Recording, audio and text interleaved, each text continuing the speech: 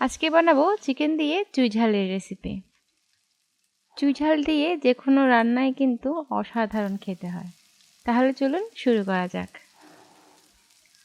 Chicken চুই ঝাল রান্নার জন্য আমি এখানে চিকেন নিয়েছি 1.5 কেজি। আমি এখানে কক মুরগিটা নিয়েছি, আপনারা চাইলে ফার্মের মুরগিটাও দিতে পারেন। তবে ফার্মের মুরগি স্বভাবতই একটু নরম হয়, সেক্ষেত্রে রান্নার প্রসেসটা একটু ডিফারেন্ট হবে। প্রথমেই একটা প্যানে পরিমাণ মতো তেল দিয়ে দিচ্ছি। তেলের পরিমাণটা সামান্য বেশি হবে এই রান্নায়, আর আমি সয়াবিন তেলটা ইউজ করছি। চুই ঝালে কিন্তু সর্ষের তেলের ব্যবহার হয় না।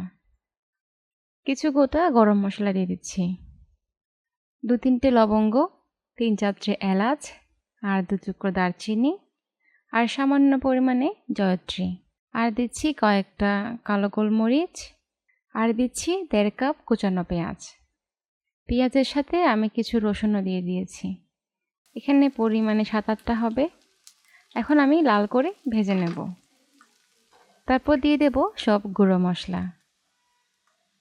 নিয়েছি 1.5 টেবিল চামচ আদা বাটা, 2 চা চামচ রসুন বাটা, জিরা 2 চা চামচ, ধনে গুঁড়ো 3 চা চামচ, হলুদ 1.5 চা চামচ।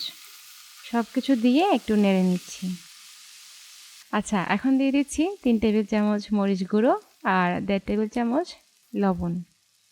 লবণ আর মরিচের পরিমাণটা আপনারা আপনাদের স্বাদ অনুযায়ী দিতে পারেন। আর মশলা কষানোর জন্য আমি এখানে আগে থাকতে কেটে রাখা যে চুই ঝালগুলো আমি যে বাটিতে চুবিয়ে রেখেছিলাম সেখান থেকে অল্প জল দিয়ে দিলাম। আপনারা চাইলে নর্মাল জলও দিতে পারেন। সব কিছু দিয়ে আমি ভালোভাবে কষিয়ে নেব। বাটা রসুনের পরিমাণ একটু কম দিয়েছি, কারণ পেঁয়াজের সাথেও কিছু আমি রসুন দিয়েছি, আর 3টে গোটা রসুনও কিন্তু পরে আমি অ্যাড করব।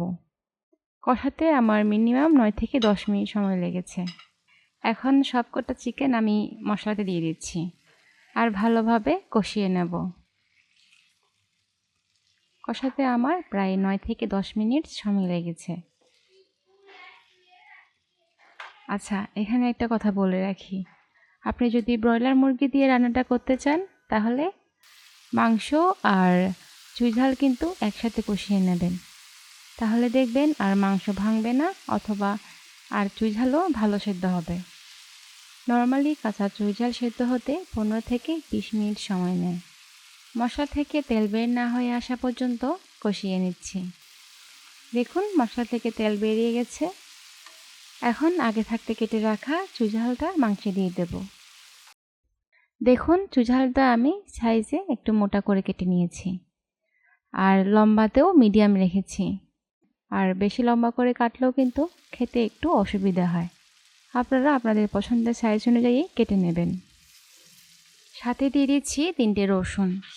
আর মাটন চুই ঝালের রেসিপিও কিন্তু আমার চ্যানেলে দেয়া আছে, চাইলে দেখে আসতে পারেন। লিংক আমি ডেসক্রিপশন বক্সে দিয়ে দেব। আর সাথে জল লাগলে আমি পরিমাণ মতো আর একটু জল দিয়ে দেব। এবার ঢাকা দিয়ে রান্না করব মাংস সেদ্ধ না হওয়া পর্যন্ত। আমি প্রায় আধা ঘন্টার মতো রান্না করেছি। তবে মাঝে ঢাকনা খুলে মাংস অবশ্যই নেড়ে দেবেন, তাহলে দেখবেন জাল সব জায়গায় সমানভাবে পড়বে আর মাংস ভালো সুসেদ্ধ হয়েছে। আপনারা যদি দেশি মুরগি দিয়েও রান্না করতে চান তাও পারবেন, তবে এক্ষেত্রে টাইমিংটা একটু চেঞ্জ হবে, মানে টাইমটা একটু বাড়িয়ে দেবেন।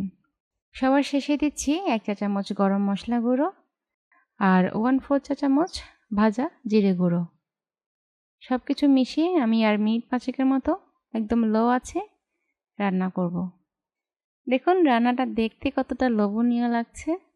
দাঁড়ান আপনাদের একটু সামনে থেকে দেখাচ্ছি। দেখুন তরকারির কালার, টেক্সচার, স্বাদ সব কিছুই পারফেক্ট হয়েছে। আপনারা অবশ্যই বাড়িতে বানাবেন আর আমাকে কমেন্টসে জানাবেন কেমন হলো। Thank you.